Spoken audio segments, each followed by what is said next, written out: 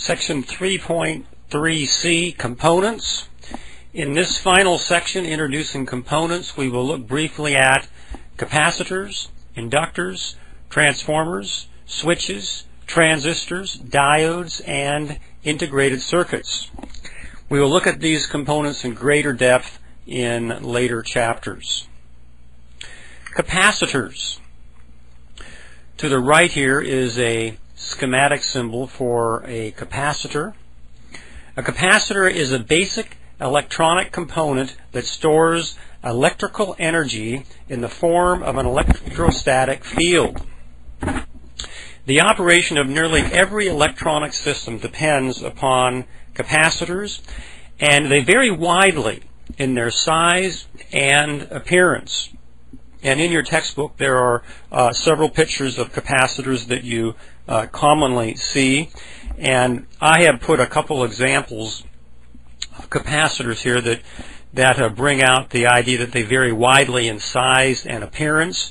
This capacitor to the right, this is very large, and it is actually a 20,000 volt capacitor, meaning that it could, once it's charged up, it would hold a charge of 20,000 volts. Now to the left is a piece of computer memory, and this is a DRAM module. That's for dynamic random access memory. And DRAM modules are actually built with microscopic capacitors. Now this particular module is a 256 megabyte module. Now a byte holds 8 bits of information, and each of those bits are going to be one of these microscopic capacitors. So if this is holding 256 million bytes, and that's going to be times 8, we would have roughly in the ballpark of 2 billion capacitors on this little piece of RAM. So anyway, this is a comparison that they can be very small and they can be very large as well. And we will formally address capacitors in chapter 7 of your text. We're just introducing them at this point. Inductors. And here is the schematic symbol for an inductor. An inductor is also a fundamental electronic component, sometimes referred to as a coil. It consists of a spiraled or coiled wire.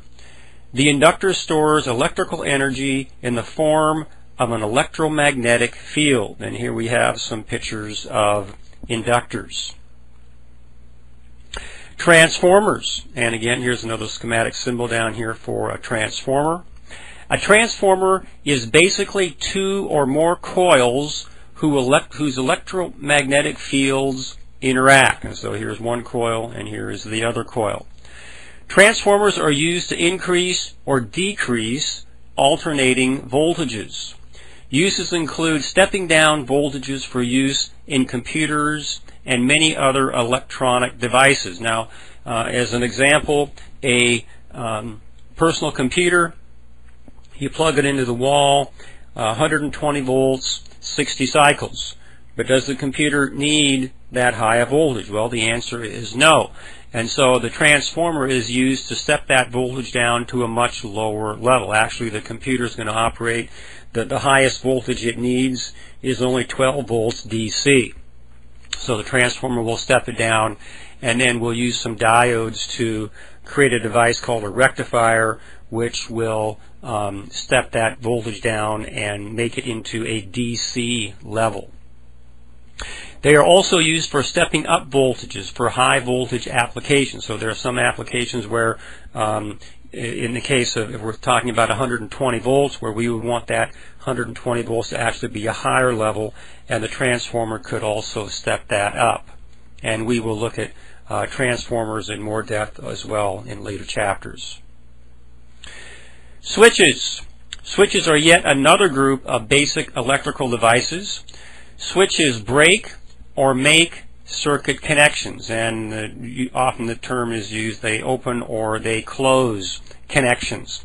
And so here we have a picture. Here we see a battery, a light bulb, and here is our simple switch. And here the switch is open, and here the switch is closed. So here the connection is broken, and here the connection is made or closed. Then we have a number of different types of switches, and this is by no means all switches, but this is representative of some of the switches that are used in electronic systems. And here we have this first one we'll look at is a single pole, single throw. Now we have this term single pole, single throw. What's that mean? Well, the pole in a switch is the movable part. So here you see this is the part that would move. In fact, in all these switches you can see there is actually a part that will move. The term throw refers to how many circuits are opened or closed during the switching operation. And so in this case there is one circuit here, and it is either energized or it is de-energized, hence the term single throw. Now in this particular one, what we have here, each of these dots indicates a different circuit. And so in this case, this particular pole could activate one of two circuits. So it's a single pole, one movement, but double throw in that it can control two different circuits. And so here is a double pole, single throw. Now here's an interesting one. Here is a double pole, double throw. Over here we have some push button circuits. This one is normally open, this one is normally closed. This one could be maybe a doorbell or something like that. You push the button, momentarily it does something. This one, it's on constantly. You push the button to turn it off momentarily. Then here we have a three-position or three-pole, four-position switch. And so here we have to see three different poles, and in each pole there are four possible positions. Now the position that this particular switch is in, this connection is made here, and there's a connection here. So currently we have a connection between here and here. But as this rotary switch is turned, we could pick off this connection, this one, or this one, and so hence we have four possible positions here. This is a schematic of a relay. Now this is what you would see in electronics workbench. If you see this key equals A, when you begin using your simulation software, what this would mean is this key equals A means that if you press the letter A on your keyboard, it would cause this switch to activate. Single pole, double throw. Now here we have an actual circuit using a single pole double throw switch. In this circuit S1, okay, S1 is the switch, is a single pole double throw switch. So one possible piece moves, or one movement piece, which is the pole, and double throw means that there are two possible circuits that can be activated. And so the idea here is that in this particular position, this circuit is activated and this light is operating. If the switch is activated and we switch it to the other position, then this is activated. So hence the term double throw. Now again, this key equals space here. Again, this comes from electronic workbench simulation software. So what all this would mean is that if you were using this in electronics workbench, if you press the space bar, it would change the position of this switch. Basic switch operation, and this is just a review of what we just looked at. The pole is the switch. The pole in the switch is the movable part. The term throw refers to how many circuits are opened or closed during the switching operation. A double throw switch opens or closes two circuits on each pole. Basic switch types include, and this is single pole, single throw, single pole, double throw, double pole, single throw, double pole, double throw, etc. Some switches do not maintain contact when operated and are called momentary contact switches, and these include doorbells, horns, keys on a computer keyboard are examples. Relays. Relays are switches. Okay, the difference is that relays are electromagnetically operated switches. They are used extensively in electrical systems, especially industrial systems. Relays are used for motor control circuits, circuits to protect workers, switching circuits, and power switching. And here we have a graphic image of a relay. Let's take a look here.